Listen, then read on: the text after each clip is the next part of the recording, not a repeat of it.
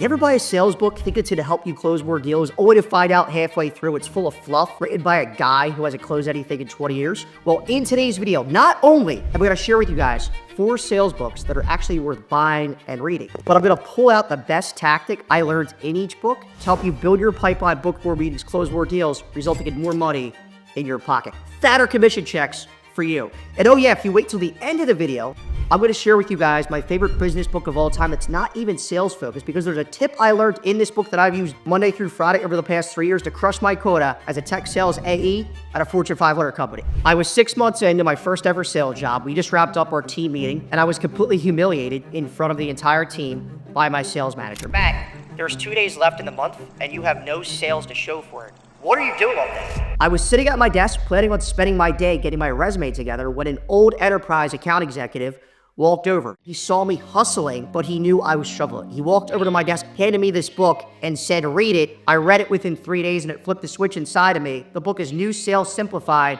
by Mike Weinberg.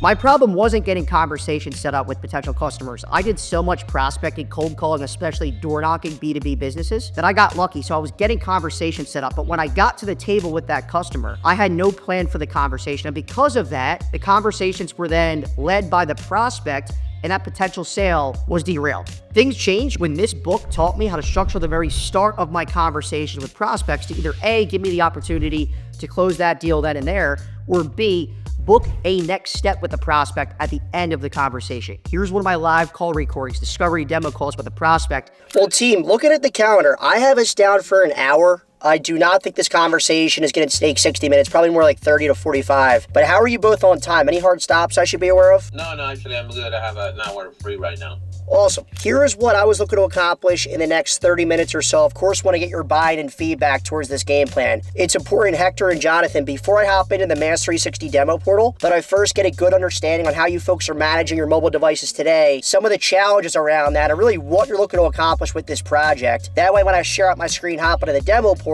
that portion of the conversation can be tailored to your specific use cases. And by the end of the conversation, I like us to be in a spot where you're either interested and we schedule a good next step that makes sense for your team, or you're not interested, you let me know. You're not going to hurt my feelings so we could avoid wasting time. There were 4 elements I used on that call.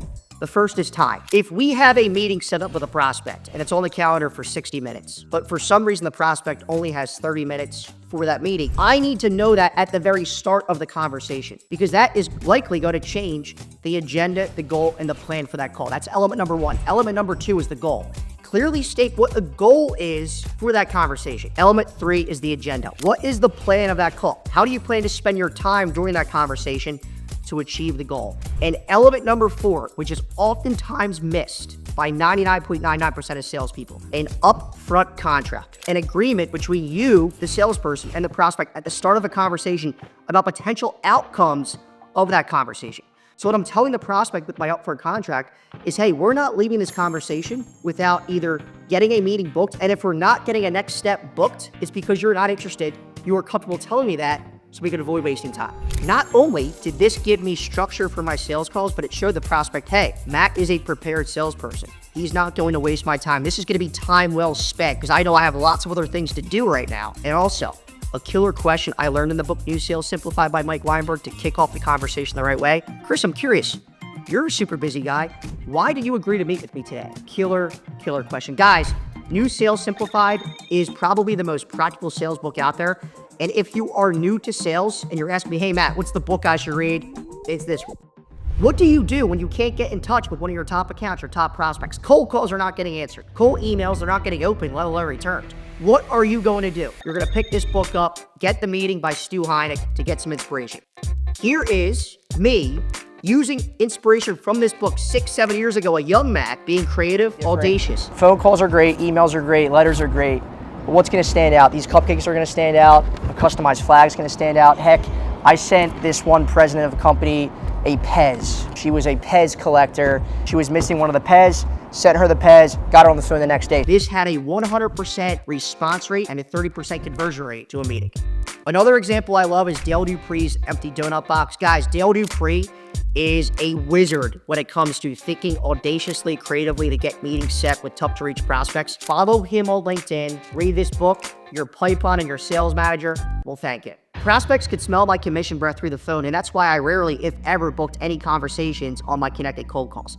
That all changed when I learned a simple tweak in the book, The Lost Art of Closing by Anthony Iannarino. My pitch sounded like everybody else's, promising my prospect nothing more than an introduction to me and my company.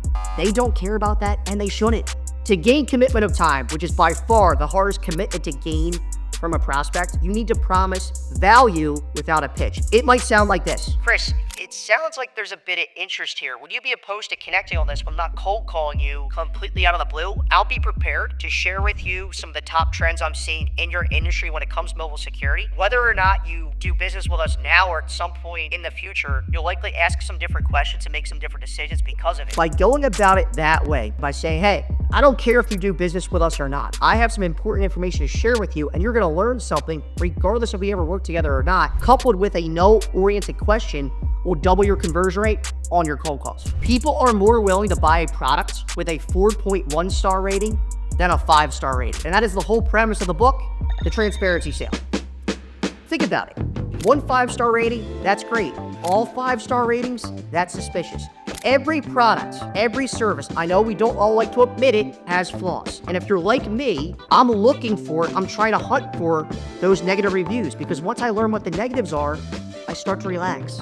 Every other salesperson hides their product's flaws, but not you and me, because the people subscribed to this YouTube channel actually will proactively share what our product's flaws are. Because we know when we do that, when we're having a conversation with a prospect, it will jolt them out of sales resistance and builds trust.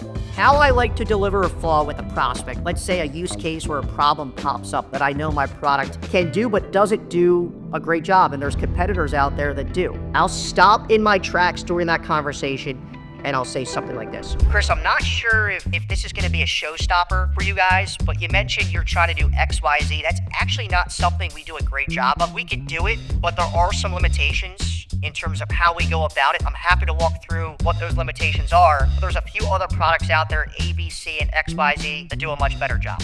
And I'll shut up and I'll let them talk.